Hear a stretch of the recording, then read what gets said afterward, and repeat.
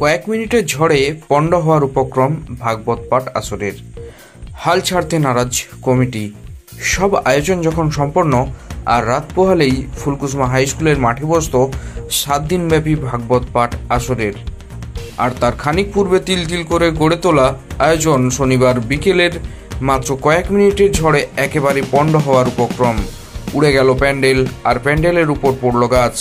এদিনের ঝড়ে বেশ ক্ষতিগ্রস্ত হয় প্যান্ডেল, লাইট ও মাইকের, যাকে দেখেই মাথায় হাত ভাগবত পাঠ কমিটির। ইতিমধ্যেই প্রশাসনের পক্ষ থেকে ঘটনাস্থল পরিদর্শন করা হয়েছে। ঘটনায় এক ব্যক্তি গুরুতর আহত হন।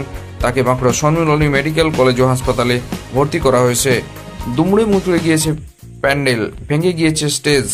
সেই বিপর্যয় কাটিয়ে কিভাবে কমিটির শ্রোতাদের উপহার দেবে ভাগবত পাঠ, সেটাই এখন দেখার। প্রতিদিন প্রায় 1000 মানুষের সমাগম হয়।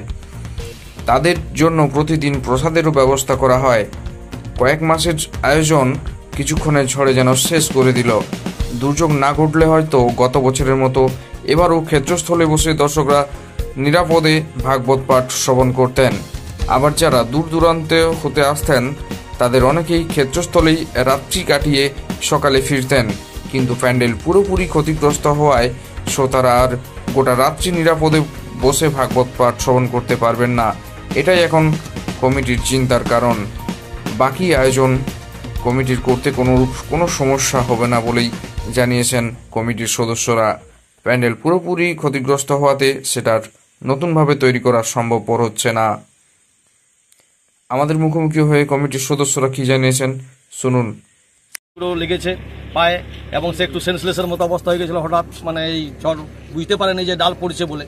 এই জন্য তাকে আমরা রায়পুরে নিয়ে গেছি। রায়পুর থেকে মনে হয় তাকে আরো হয়তো বাঁকুড়া তুলতে হতে পারে। কিভাবে এই ক্ষয়ক্ষতি সামলে উঠে আবার এই ভাগবত পাঠ শুরু করাবেন? এখন ব্যাপার হচ্ছে সবই ভগবানের ইচ্ছা।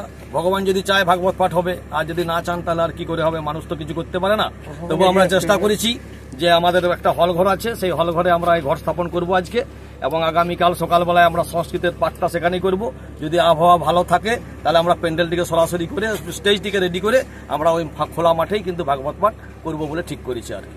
নয় ঘটনা যেটা আজ আমাদের এখানে যে ভাগবত পাঠ হয় তার ঘট প্রতিস্থাপনার দিন আজ সুন্দরভাবে প্রিপারেশন নেওয়া হয়েছে। গ্রামের সমস্ত মহিলা থেকে আরম্ভ করে সমস্ত মানুষজন সমস্ত প্রস্তুতি নিচ্ছেন। ঠিক আছে, সন্ধ্যে 6টার মধ্যে ঘট আনতে যাওয়ার ব্যাপারটা নিয়ে হঠাৎ প্রাকৃতিক বিপর্যয়, যে কালবৈশাখী, যে ঝড়, ঘূর্ণিঝড়, এমন এই 10 থেকে 15 মিনিটের মধ্যেই ঘূর্ণিঝড়ের তাণ্ডবে পুরো প্যান্ডেল সমেত বড় স্কুলের একটা আম গাছ, যেটা ফুলকুসমা বোর্ড প্রাথমিক বিদ্যালয়ে, একদম স্কুলের বাউন্ডারির উপর দিয়ে ফেলে যে মিড ডে মিলের শেড, সেই শেডের উপর চাপা দিয়ে একদম নিচে মানুষজন ছিল, নিহাতি পাঁচির ছিল রক্ষা। আমাদের যে ঠাকুর গড়ার কারিগর ওনার লেগেছে, ওনাকে আমাদের সাথে সাথে কমিটির লোক একদম বাঁকুড়া পাঠিয়ে দিয়েছেন। সেরকম মারাত্মক কিছু ক্ষতি হয় না। ক্ষতি যেটা হয়েছে আমাদের স্কুলের বাউন্ডারি এবং স্কুলের মিড ডে মিল এবং এত বড় ভাগবত টিমের যে এত বড় আমাদের ভাগবত পাঠের যে প্যান্ডেল পুরো তছনছ হয়ে গেছে। কবে থেকে আরম্ভ হওয়ার কথা ছিল? আজ থেকেই, আজ ঘট প্রতিস্থাপন এবং কাল থেকে পাঠ।